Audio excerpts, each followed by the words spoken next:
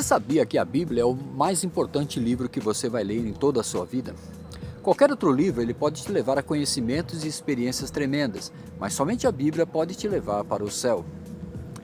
Jesus disse para seus discípulos: examinai as Escrituras, porque vocês encontrarão nelas a vida eterna, e são elas mesmo que testificam de mim.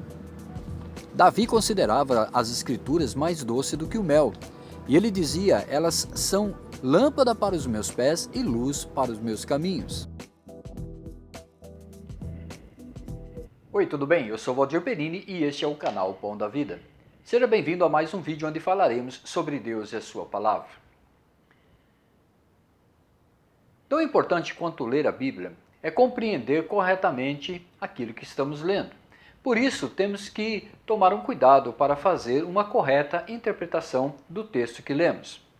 Algumas regrinhas nos ajudam a fazermos uma leitura correta e não cairmos no erro de distorcer o texto ou a mensagem que estamos lendo. Falaremos sobre essas regrinhas hoje, algumas delas, né? Não todas, mas as mais importantes. Algumas dessas regras elas se aplicam não somente à leitura da Bíblia Sagrada, mas de qualquer texto que lemos. E outras se aplicam exclusivamente à Bíblia por se tratar de um livro espiritual. Muitas vezes as pessoas estão lendo a Bíblia, mas não estão compreendendo ou estão tendo dúvidas. E por isso desistem ou desanimam e deixam a leitura de lado. Mas isso não é o correto, ou seja, não é essa a vontade de Deus. A vontade de Deus é que nós tenhamos uma completa compreensão da mensagem que Ele deixou para nós através da sua palavra. A primeira regra é a seguinte: nós precisamos conhecer e respeitar o estilo literário do texto que nós estamos lendo. Veja bem, a Bíblia é um livro, mas também ela é uma composição de muitos livros. E esses livros, eles possuem estilos literários diferentes. Por exemplo, se nós começarmos logo no Antigo Testamento, nos primeiros livros, nós encontramos lá o Pentateuco, que são os primeiros livros, os primeiros 5 livros, né, da Bíblia. E esses livros, eles trazem ali um conjunto muito grande de leis e mandamentos, principalmente Êxodo, Levíticos, Números e Deuteronômios. Nesses livros nós vamos encontrar ali os mandamentos que Deus deu ao povo de Israel. E muitos desses que nós ainda observamos até os dias de hoje, como no caso os 10 mandamentos. Depois nós temos um conjunto de livros chamados de históricos, que contam a história da nação de Israel, desde a era patriarcal, né, com Abraão e depois Moisés, Josué, durante todo o período dos juízes e também dos reis, até o exílio e o retorno do povo de Israel a Jerusalém. Então são livros históricos: Josué, Juízes, Samuel, Crônicas, Reis, Esther, Ruth, Neemias, Esdras. São livros que contam a história, né, do povo de Israel. E também encontramos no Antigo Testamento os livros poéticos, como Jó, Salmos, Provérbios, Eclesiastes, Cantares de Salomão. E entre estes estão os livros de sabedoria, conhecidos como os livros de sabedoria, que são Provérbios e Eclesiastes. Depois nós temos também os livros proféticos, que foram escritos, né, por homens ungidos por Deus para profetizar a nação de Israel, ou seja, Deus usava essas pessoas para transmitir aquilo que Deus queria falar para o povo. Então temos lá Isaías, Jeremias, Ezequiel, Daniel e muitos outros, né? São os livros proféticos. No Novo Testamento, nós temos o conjunto de... nós temos os evangelhos, que são livros biográficos, né, que contam a história de Jesus, o que ele ensinou e os milagres que ele realizou e tudo mais. Depois temos também um livro histórico no Novo Testamento, que é o livro de Atos dos Apóstolos.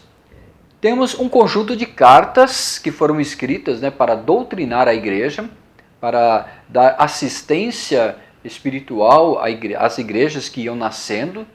E temos também um livro profético no Novo Testamento, que é o livro de Apocalipse. Veja bem, é importante nós entendermos isso. Por quê?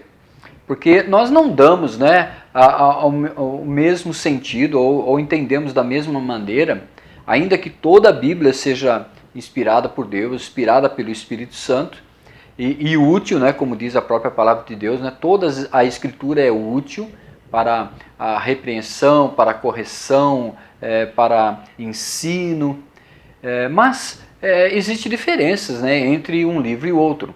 Por exemplo, né, nós temos que saber o que é um mandamento, o que é uma lei de Deus, né, para o seu povo, e o que é uma recomendação, uma orientação, como nós encontramos muito em Provérbios, em Eclesiastes. E também existe o estilo literário, né, que é o poético. Quando nós estamos lendo uma lei, um mandamento, nós interpretamos aquilo de forma literal. E quando estamos lendo um texto poético, é claro que nós vamos encontrar ali alguns termos que não podem ser levados ao pé da letra, justamente por serem poéticos. Vamos supor que você esteja lendo uma receita de bolo ou então uma bula de remédio. Você tem que seguir ao pé da letra o que está escrito ali, porque senão o bolo não vai sair corretamente ou o remédio pode causar um efeito não desejado. No entanto, quando estamos lendo uma carta de amor, uma poesia, uma música, nós entendemos que aquilo também não pode ser, as palavras não podem ser interpretadas literalmente ao pé da letra. Por exemplo, né, quando alguém escreve, olha, estou morrendo de saudades, na verdade a pessoa não está morrendo e nós sabemos disso, porque nós sabemos que estamos lendo uma carta, uma poesia, uma música.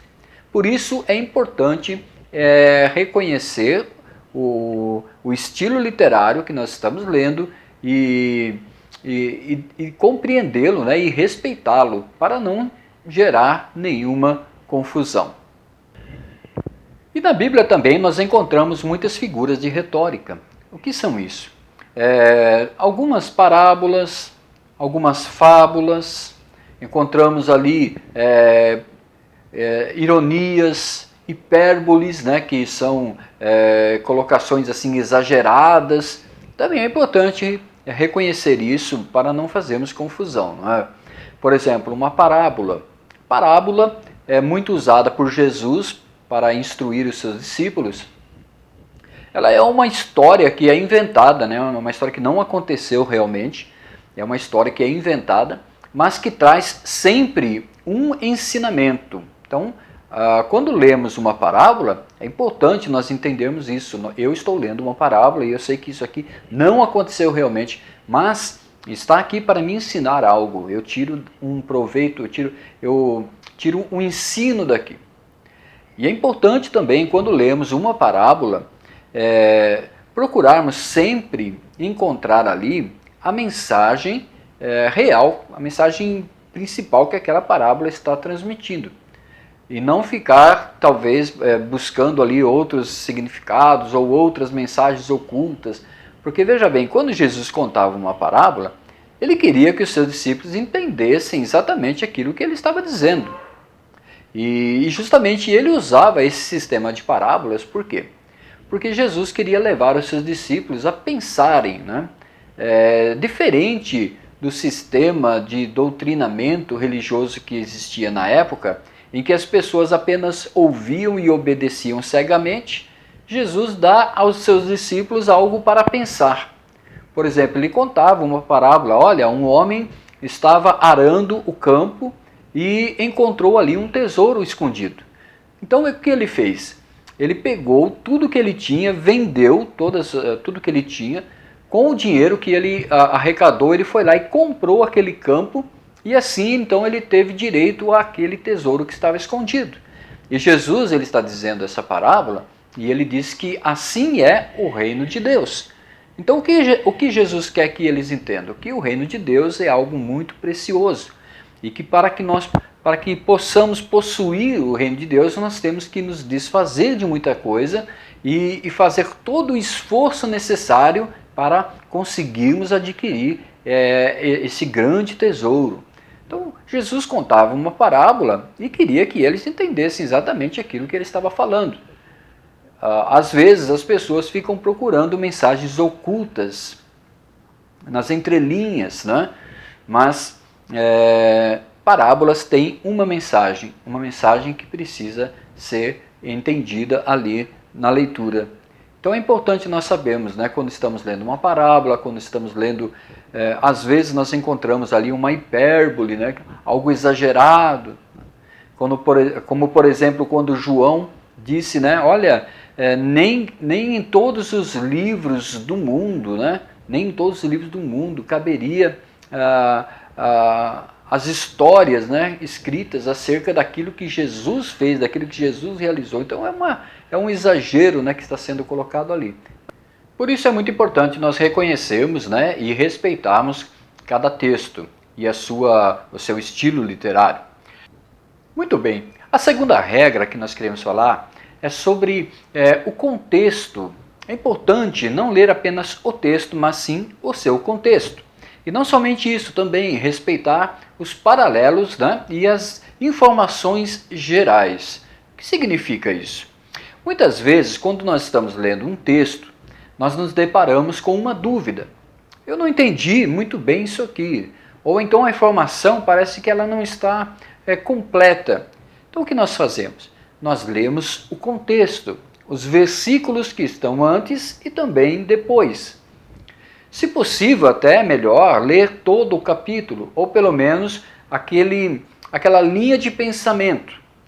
E ali nós com certeza encontraremos informações a mais, né? Porque quando nós isolamos um versículo, apenas um texto, tiramos esse texto do seu contexto, nós podemos não ter uma interpretação correta, ou pelo menos completa, daquilo, né? Alguém já disse que um texto fora do seu contexto é pretexto para se criar um pensamento ou uma doutrina errada. E nós não queremos isso, não é verdade? Mas nem sempre nós encontramos no contexto a explicação clara daquela dúvida que estamos tendo. Eu vou citar aqui um exemplo. Paulo, quando escreveu aos Gálatas,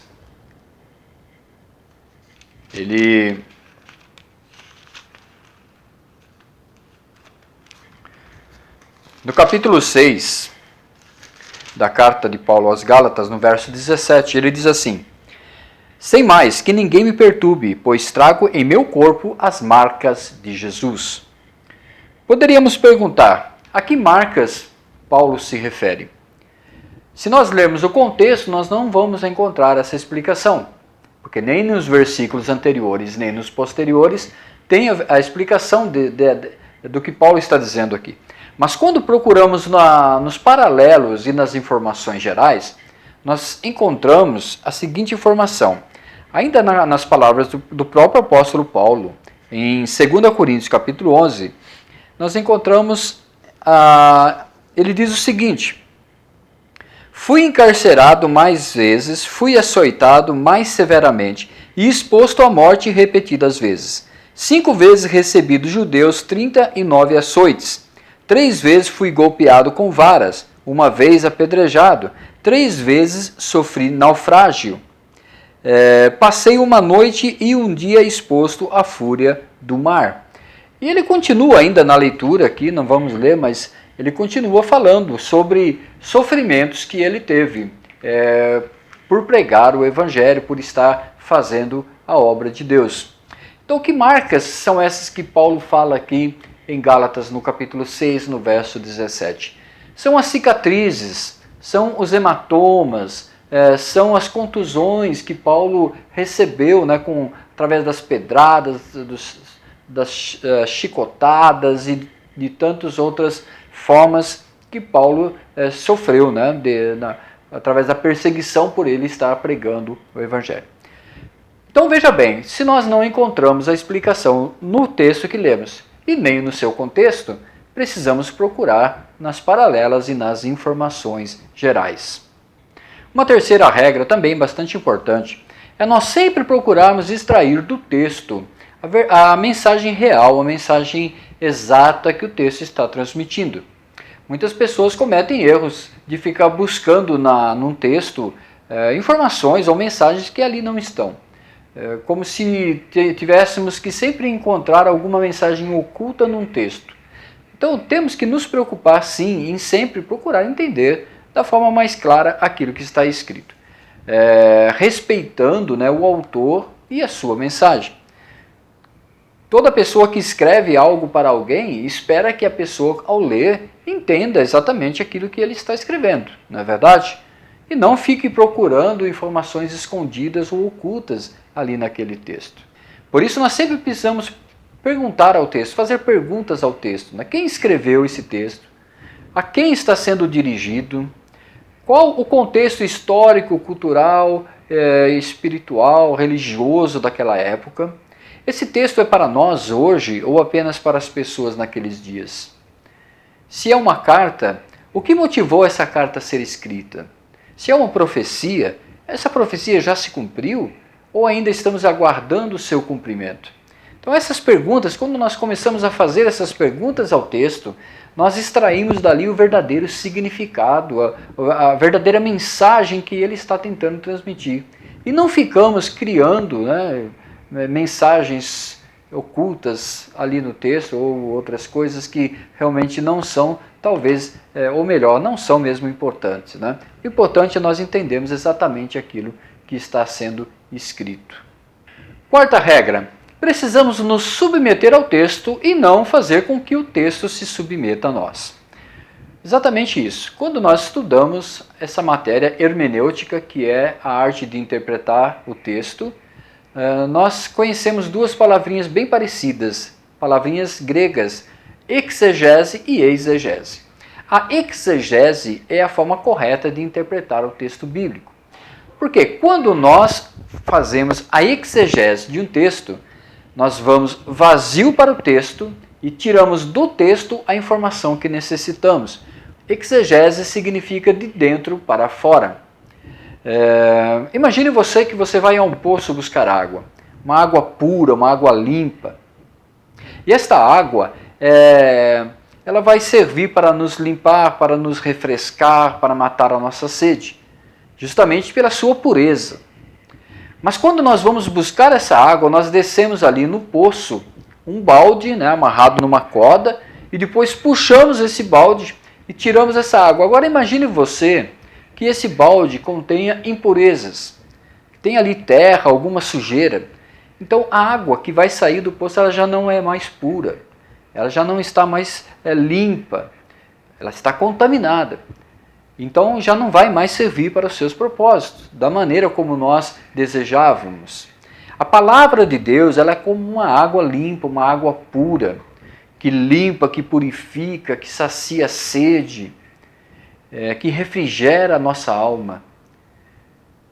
E quando nós vamos para a Bíblia, mas já temos um conceito formado, uma ideologia, um pensamento, já achamos alguma coisa, né? E só buscamos na Bíblia um texto para confirmar aquilo que pensamos, é a mesma coisa que se estivéssemos tirando a água do poço com um balde sujo. Por quê? Porque nós estamos contaminados, né?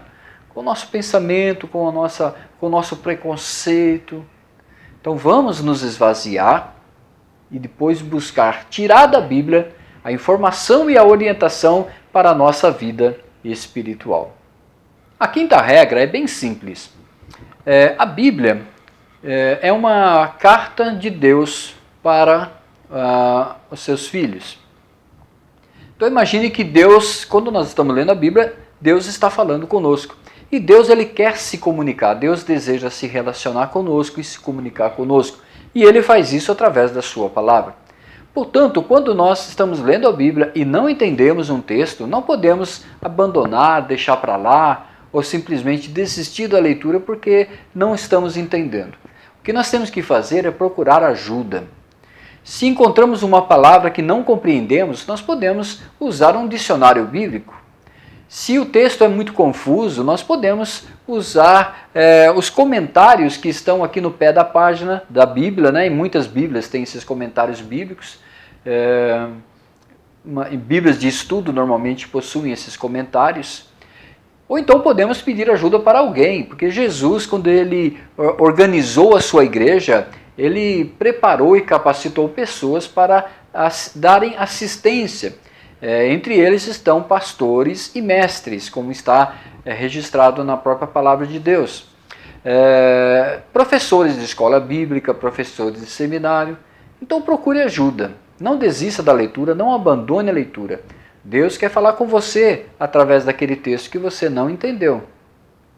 E a sexta regra, a Bíblia, ela é um livro espiritual. Não é um livro como qualquer outro. E deve ser tratado dessa forma. Então, quando lemos qualquer outro livro, muitas vezes nós lemos de qualquer jeito, relaxadamente. Mas a Bíblia não. A Bíblia nós temos que ler sempre em oração, sempre preocupados, né, porque nós estamos extraindo dali uma mensagem espiritual para as nossas vidas, para as nossas almas. Então, antes de ler a Bíblia, ore, fale com Deus, peça a Deus que te ilumine e te ajude a entender.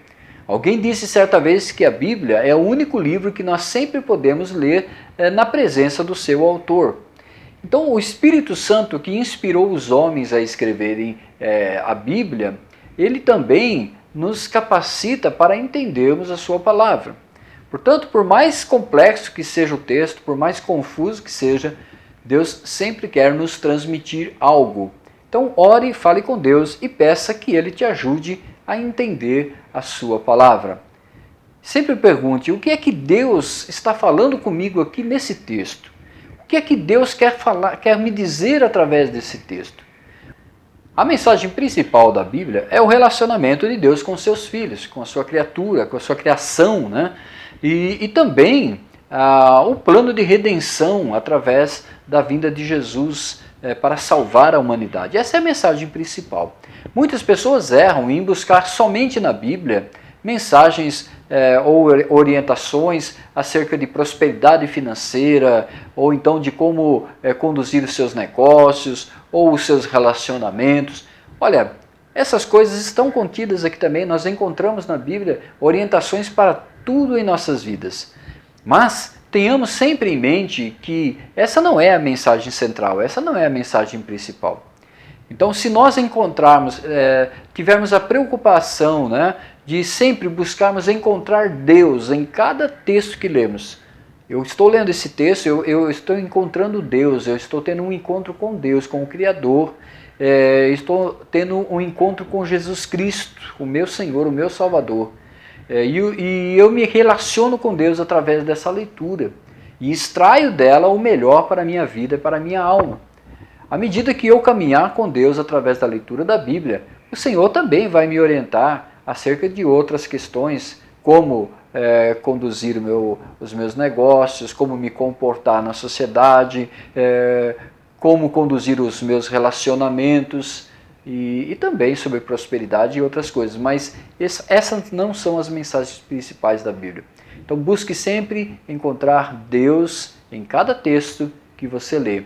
E com certeza o Senhor vai estar abençoando a sua vida através da leitura bíblica.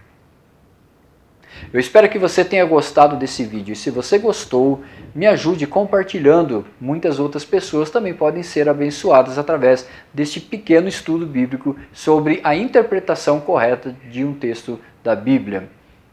Eu agradeço você que tenha assistido esse vídeo. Deus o abençoe em nome de Jesus.